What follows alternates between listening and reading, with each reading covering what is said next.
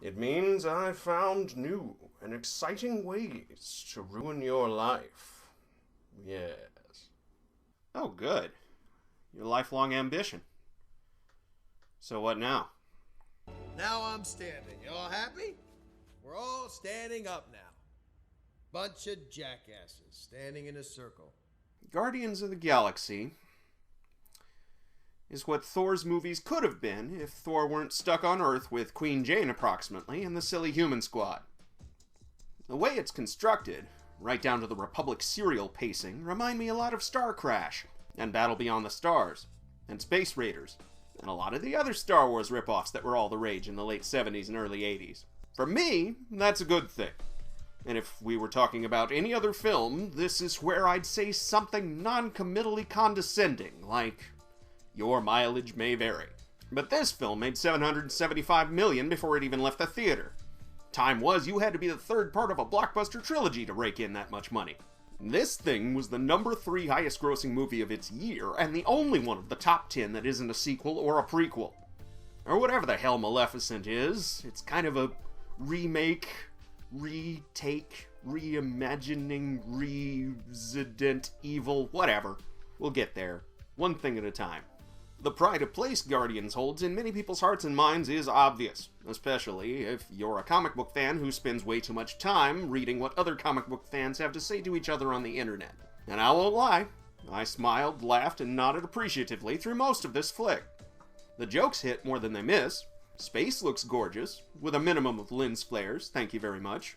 And the team in this team movie has some real chemistry, thanks to good portrayals by well-cast actors. Everyone's distinct, and they all get something to do. But like a lot of team movies, problems arise from a lack of time everyone gets to do whatever their something might be. Unless, of course, it greases the wheels of the idiot plot they're all trapped in. Those somethings, obviously, take priority. Still, this may be the best James Gunn film to date.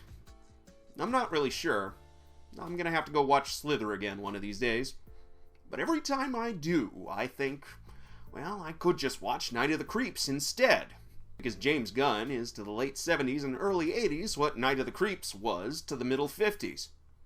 Most of Gunn's films, especially his terrible ones like Super and the Dawn of the Dead remake, drip in a sticky sweet marinade of nostalgia for a time when Jimmy Gunn was about the age our protagonist starts out this film.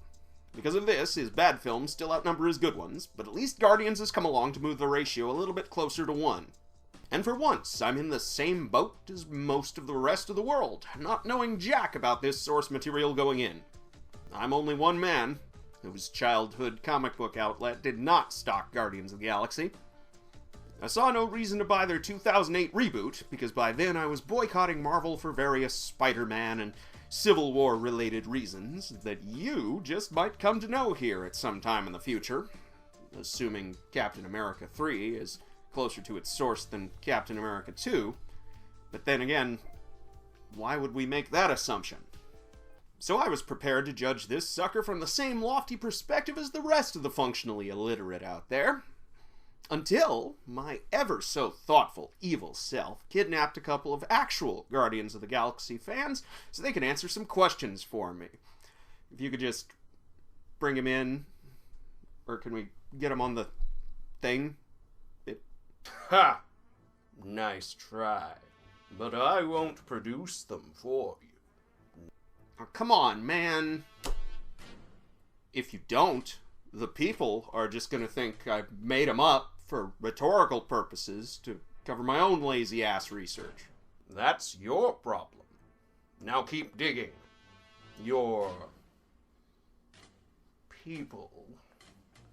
No, you're only starting with the positive to lull them into a false sense of security. It's just... This is still a Phase 2 Marvel movie. So I went in with some idea of what to expect. Those expectations were met to a T, and brothers and sisters, let me tell you, that is not a good thing. I'm not really all that creative. I think you can tell from my show.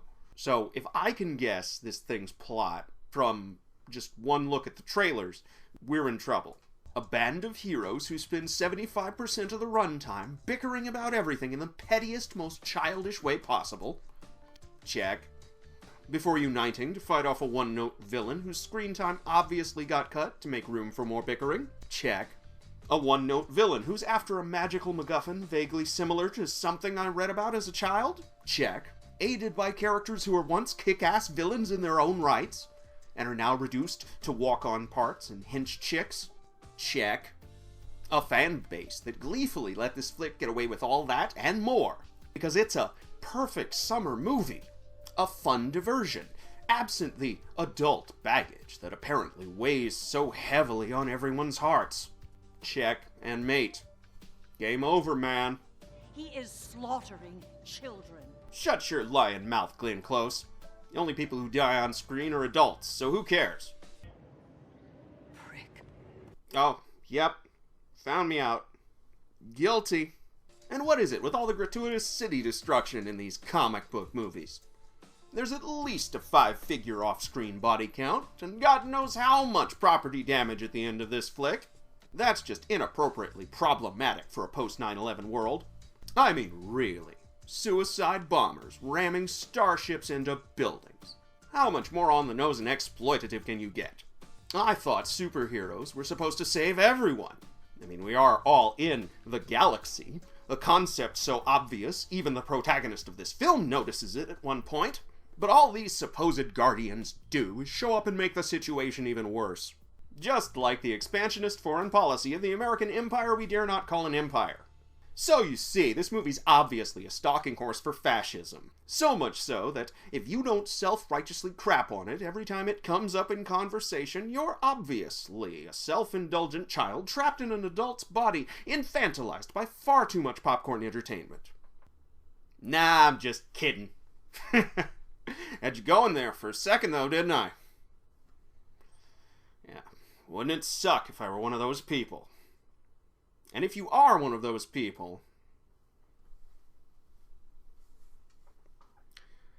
you hear how y'all sound sometimes?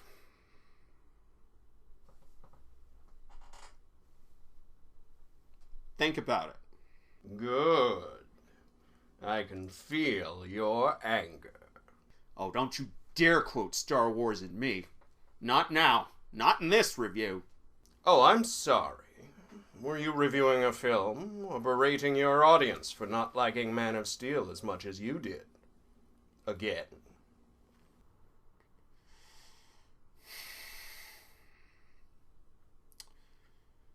Alright.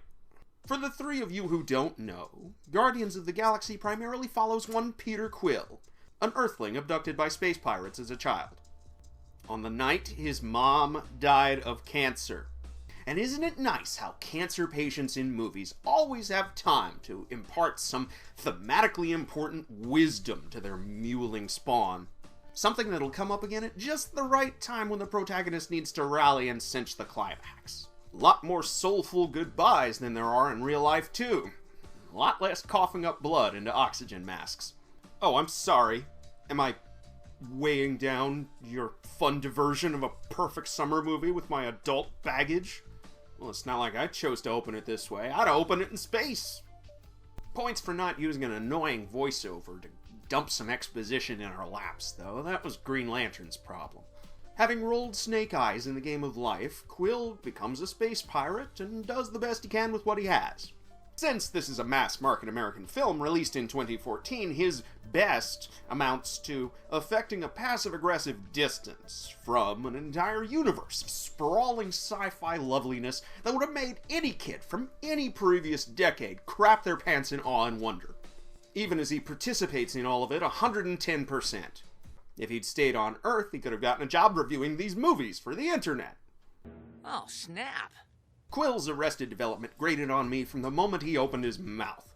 But it wasn't until a one-night stand whose name he'd forgotten crawled out of his hold that I sat back and thought, holy shit, Marvel's made their own Hal Jordan. Sorry, I gotta run. Make yourself at home, okay? There's, water in the tap. Though at least Hal was never dumb enough to try and get people to call him Star-Lord. Who? Star-Lord, man. Legendary outlaw. nor did he introduce himself as a legendary outlaw to people holding him at gunpoint. Unlike Green Lantern and the new Star Trek series, Guardian stays in space the entire time, allowing us to finally, thank the gods, explore some strange new worlds, including the idyllic one-party state of Xandar, which is like an entire planet made out of Star Trek's vision of future San Francisco. Or the mining colony of Nowhere with a K, like in Mortal Kombat. A hollowed-out asteroid that's really the desiccated, severed head of a dead god, which is awesome. I mean, I'm not gonna see Galactus on the big screen anytime soon, I don't think, so I'll take what I can get. But the two actual Guardians fans that I have close at hand tell me, via brief conversations with burner cell phones, since that's the only way someone will allow us to communicate. And I promise to release them once you're done. A promise I trust about as much as Peter Parker's. Again, that's your problem. And theirs. The two Guardians fans I have close at hand tell me that in their most recent run, Nowhere served as their base of operation, and the cosmonaut dog we see hanging out at the Collectors served as their logistical coordinator, since in the comics he could actually talk. I mention this only to highlight how weird and wacky things could have gotten, but I guess that's the advantage of adapting little-known properties to the screen. At the end of the day, only a select few will actually notice when it deviates from its source for the worse. This vermin speaks of affairs he knows nothing about. That is true.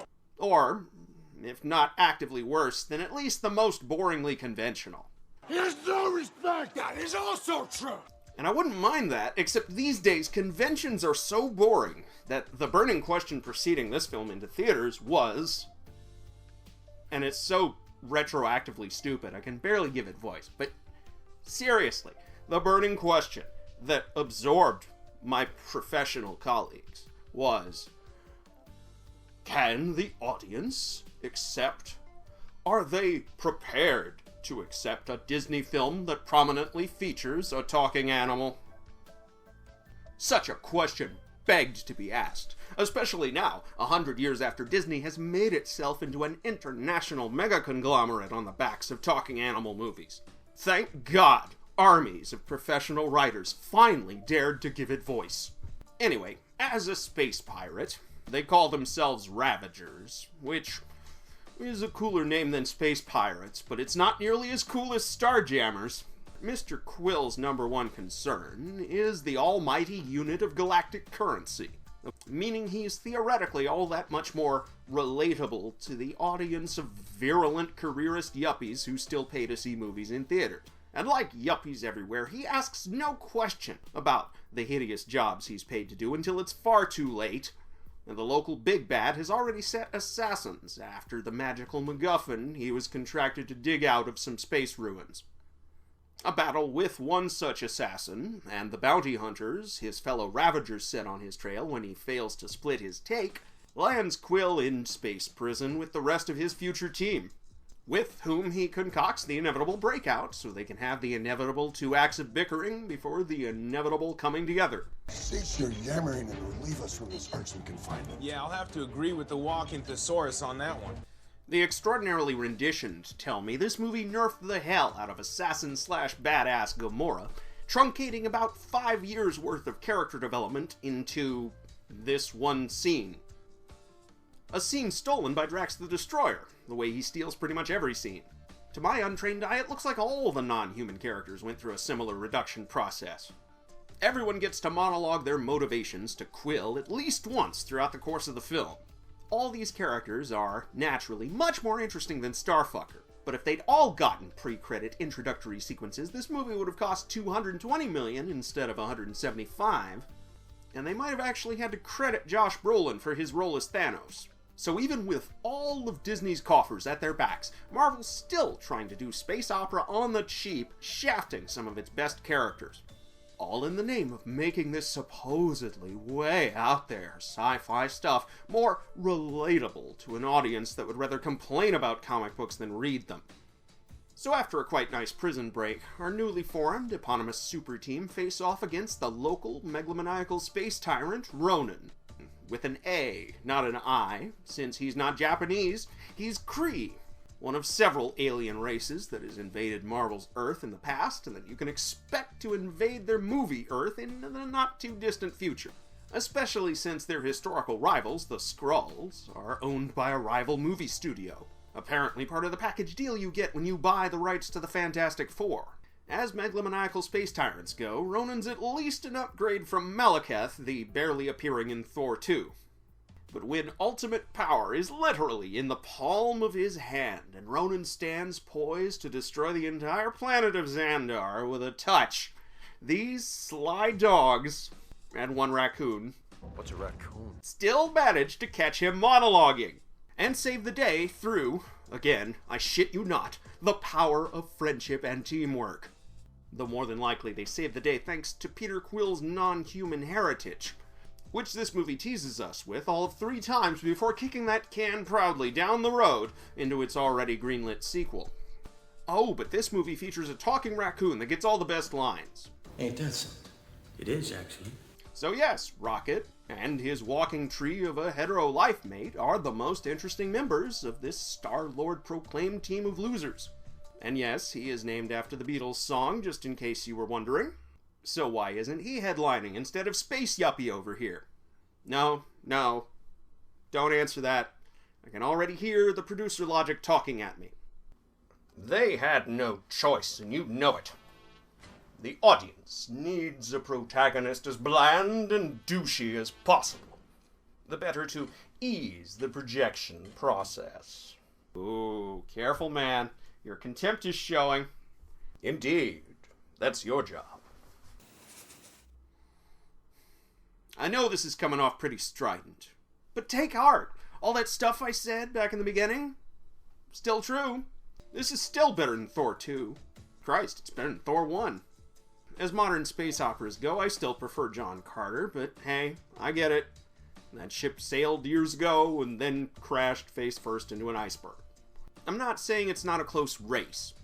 I'm just saying this movie's not a patch on Captain America 2, or Iron Man 3, or Man of Steel, or Avengers 1, or Dark Knight Rises, or... I'm just gonna cut myself off right there. It's the movie equivalent of a Snickers bar. Almost sickeningly sweet when it's in your hands. Its empty calories provide you a temporary rush of energy. But once it's over with, there's nothing to do but bolt the hatches and wait for number 2. And we all know how those can go. Yes. That should alienate everyone just in time for your 100th episode. Congratulations, by the way. So, hostages? Releasing? What hostages? So that was all a ploy? Am I being punked? Well, I had to think of some way to get you to overcome the herd mentality that's kept you from doing this until now. After all, here we are. And I think it's time we went all the way back to the beginning. Oh, okay. So, I'm about to be punked. I see.